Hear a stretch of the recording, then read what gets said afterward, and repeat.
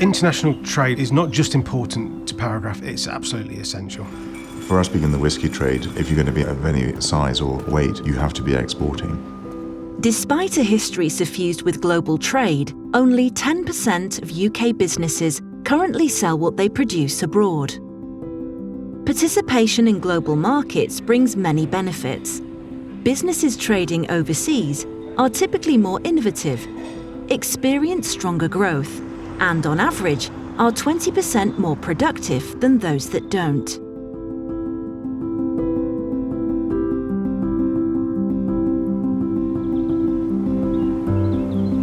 Two companies whose existence depends on global trade highlight what makes it hard for UK firms and provide lessons for how to get more companies trading overseas.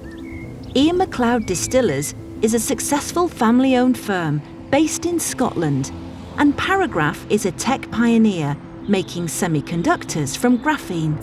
Graphene is one of the latest breakthroughs produced by UK universities. But in the past century, UK academic success, from lithium batteries to the internet itself, has not reliably translated into economic success. Graphene offers an opportunity to change that. Tech guys here are doing stuff which nobody else in the world is doing. It gives me goosebumps at times. We're working on something that no other competitor or anybody in academia is working on, which is great, but it's a huge challenge because there's nothing else out there that we can replicate. We're starting from scratch.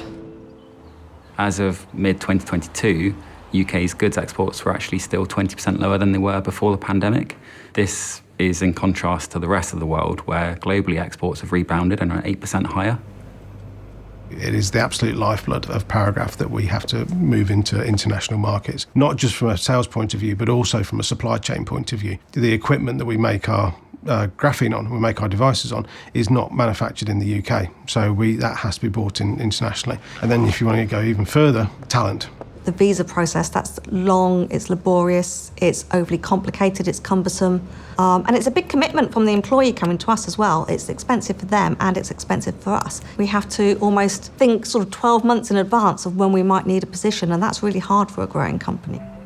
International trade is about far more than selling goods and services abroad. It also means working with businesses and people overseas to source the right products, ensure supply chains are resilient, and to bring in the right expertise, technology, and financial capital as well. Shall we open up? Yeah, why not? Okay. Woo. Oh, good smell of the fermentation. Nice and fruity. Yeah.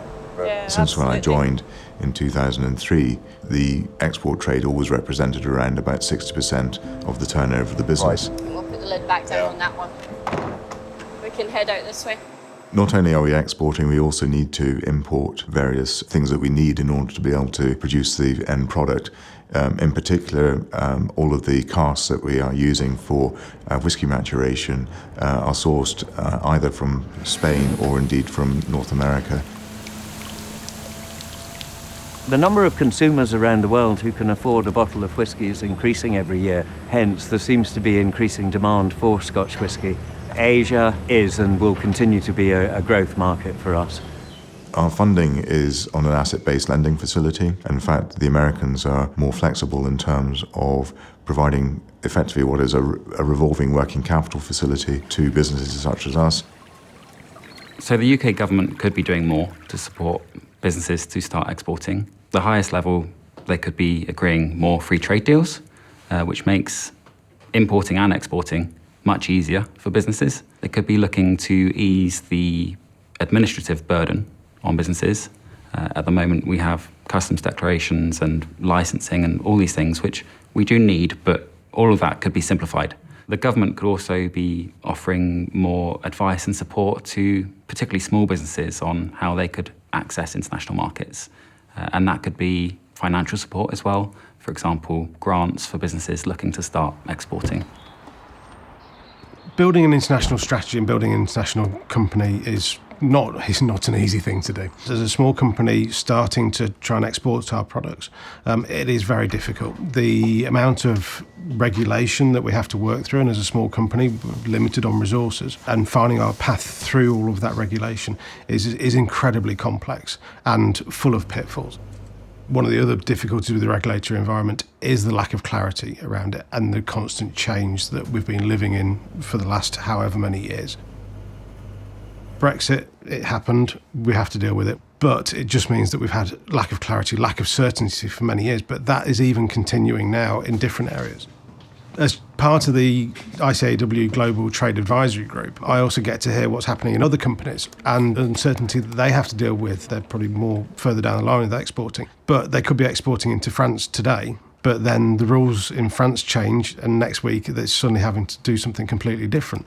As a business, we just have to get on with it and we just have to solve those problems. If you've got a problem, it's usually best to give it to a business to solve because we will find ways because we have to. So it's making sure you've got a good set of advisors, lawyers, external accountants, people that can help you support with customs and excise, import and export. It's important to get those people and that support network to help you identify what you need to do and help you with the risks and eliminate those risks. We actually know from a Social Market Foundation report published last year that businesses looking to start exporting will approach chartered accountants in the first instance, which is great because chartered accountants have knowledge about this area. They know about tax, they know about customs duties. And where they have gaps in their knowledge, they will know where to find support, whether that is advice from the government or financial support. In terms of building an international strategy, I think first and foremost, you actually have to have the home base completely and utterly secure. I mean, clearly, you can always think of a sale as a sale regardless of where it's made. An export just happens to be a sale with a lot more paperwork attached to it, but fundamentally I could be selling to the person next door, I could be doing an export, and the difference really just is in and around the paperwork that you're raising against it. We make sure that nothing gets through that isn't quite good enough, and we will blend casks together to make consistent products. The decisions we get to make here in this room in Scotland are tasted all over the world and appreciated everywhere. At the end of the day, we'll just make really good whiskey. I believe the role of the chartered accountant in a business such as this, apart from actually laying very good groundwork in terms of the provision of information and also the narrative within the business, is then to also understand and follow the strategy that the business is taking forward, and in particular understanding what you're doing in terms of product, brand, market, and be supportive of your colleagues, particularly in sales and marketing or sales and brands, who are trying to execute that policy, and actually listen to them and follow them and be patient in terms of when the returns are going to come.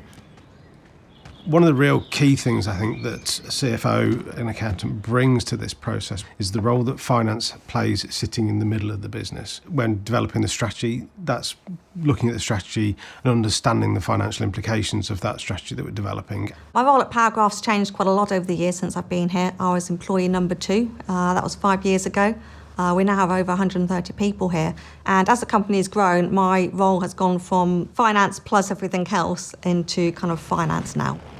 As a growing company, we move through different stages of financial reporting, so making sure each stage we go through is adhered to, correct and compliant, makes our audits go through smoothly, making sure we've got all the information for our tax returns, R&D tax credits, VAT returns are filed on time. All of the complexity as you grow as a company adds additional layers to all that statutory reporting, and it's important to get that correct. How are you doing? Just fine and dandy. Let's have a look. It's up to, I think this is going to the Ukraine. We've got the lock code in there, so that was made on the 3rd of July of this year, and there's parts 52 cases. Well, it's great being a local employer here in sunny Broxburn. And indeed, this is a happy place to live and to work. And we've got a very good group of people who've been here for a long time. I take great pleasure in being part of a business which is making a significant contribution to the local economy. I've been incredibly fortunate, having been here for 20 years, to actually follow a growth story over a long period of time and to be directly involved in many of the key decisions which have resulted in us being where we are. My career here is testament to the real varied role that chartered accountants play in businesses, the real important part they take in business development and the growth of companies around the country.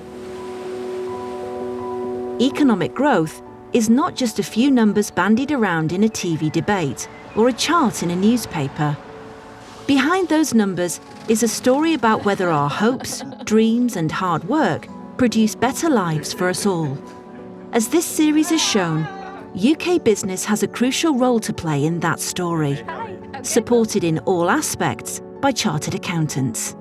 In the UK, we've got to make sure that from the brilliant technologies that we develop here, that we actually then get to harness the economic benefits, job creation, wealth creation, quality of life for the UK.